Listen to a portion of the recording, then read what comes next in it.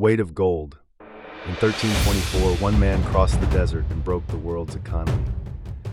His name was Mansa Musa, Emperor of Mali, and quite possibly the richest man ever. Sit back while we take you to the 14th century, a much simpler time, yet a time that put the Mali Empire at the forefront of the world stage. Join us for this story about the generous king, a man who changed history forever, Mansa Musa. His name was Mansa Musa, Emperor of Mali, and the richest man ever.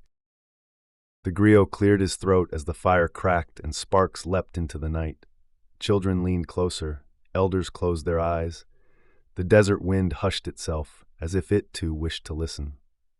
"Listen well," the griot said, plucking his kora. "This is the story of Mansa Musa, the man whose wealth shook kingdoms and whose wisdom outlived his gold. Long before he ruled an empire, Musa was simply a boy in the royal city of Niani, running barefoot across warm earth. While other children wrestled and raced, Musa lingered at the edges of conversation. He listened. He listened to traders from distant lands argue over salt and gold. He listened to scholars debate law beneath clay lamps. He listened to elders tell stories of ancient kings who rose and fell. One afternoon, his teacher, an old man with a voice like dry leaves, noticed the boy's quiet focus. "Why do you listen so much, Musa?" he asked. Musa thought carefully before answering. "Because people tell the truth when they forget someone is listening." The teacher laughed softly. "Then remember this," he said. "A king who listens will rule longer than one who shouts." That lesson rooted itself deeply in Musa's heart. Years passed. Mali flourished. Gold flowed from its mines like sunlight trapped in stone. Salt caravans crossed the Sahara, linking Mali to Cairo, Mecca, and beyond. The Mali Empire flourished at this time under the reign of King Mansa Abu Bakr II, Musa's brother. His story, one in itself. Long before Columbus, the Atlantic was not empty. According to West African tradition recorded by later Arab historians, Mansa Abu Bakr II, sometimes called Mansa Akbar, was obsessed with one question: what lies beyond the Western Sea? Gold and power did not satisfy him, the horizon did. Abu Bakr ordered the construction of a massive fleet. Hundreds of ships filled with sailors, food, water, and supplies. He sent them west into the Atlantic. Only one ship returned. Its captain spoke of violent currents, endless waters, and a force that pulled ships into the open ocean.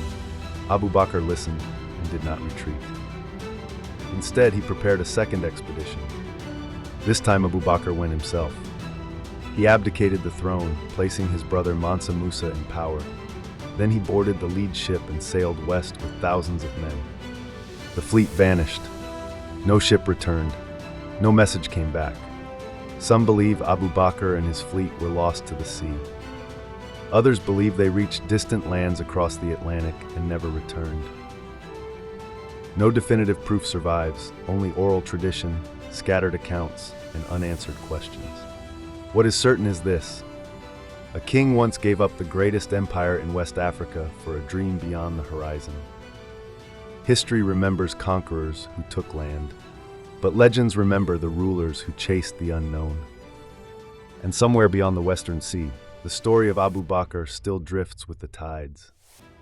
He never returned. The court waited. Weeks passed. Months. Finally, the elders turned to Musa.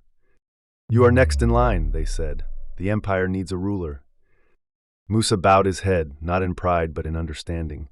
He knew the throne was not a gift, it was a burden. When he was crowned Mansa Musa, drums thundered and gold shimmered. Yet that night, alone in his chambers, Musa whispered a prayer. "May I be worthy of what I hold." He inherited power by circumstance, not conquest.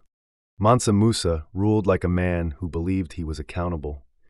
To God, to his people, and to history. Musa ruled with balance.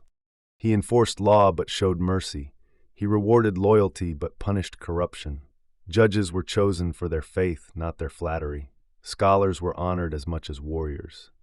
He believed an empire was not measured by fear, but by order. Under his reign, cities grew, markets expanded, farmers prospered. Timbuktu, once a modest trading post, began to transform into something greater. But one thought troubled Musa's nights. Wealth, he believed, must answer to God. And so he announced his intention to perform the Hajj, the pilgrimage to Mecca. It was 1324. Mansa Musa set out from Mali to Mecca with a caravan with the sun glimmering on his face, dressed in the finest garments of his time. This was beyond any typical caravan. This was a caravan unlike anything the world had ever seen. 60,000 people traveled with him, 12,000 servants, each carrying gold, 80 camels, each loaded with up to 300 pounds of gold. Soldiers, officials, scholars, and merchants accompanied the caravan. Everyone wore fine silk and brocade. It wasn't just a pilgrimage. It was a moving empire. Never had the world seen such a journey.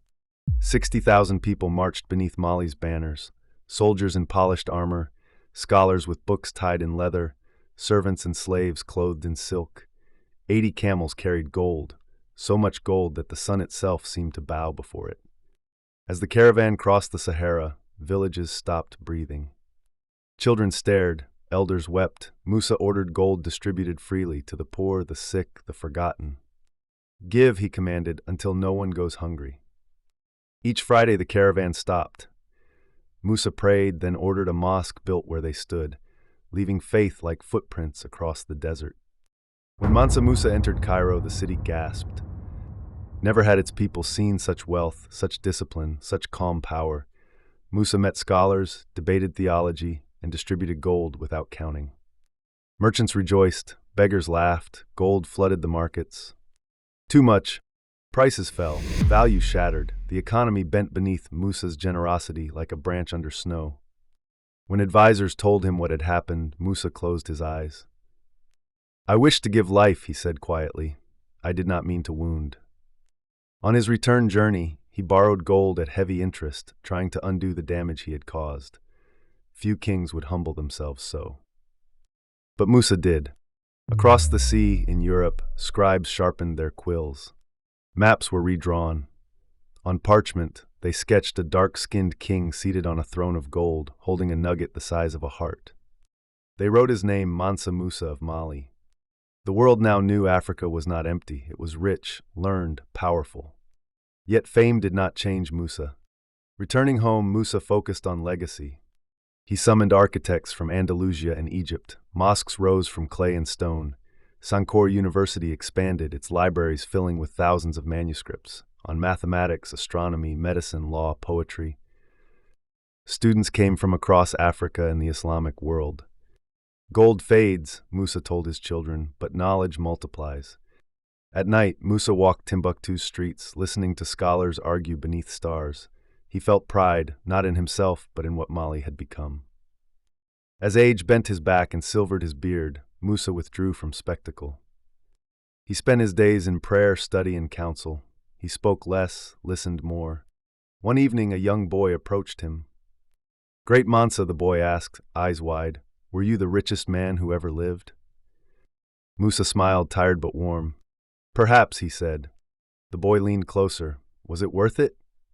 Musa looked out over the city, at the mosques, the schools, the people living in peace. "Only because I did not keep it," he replied.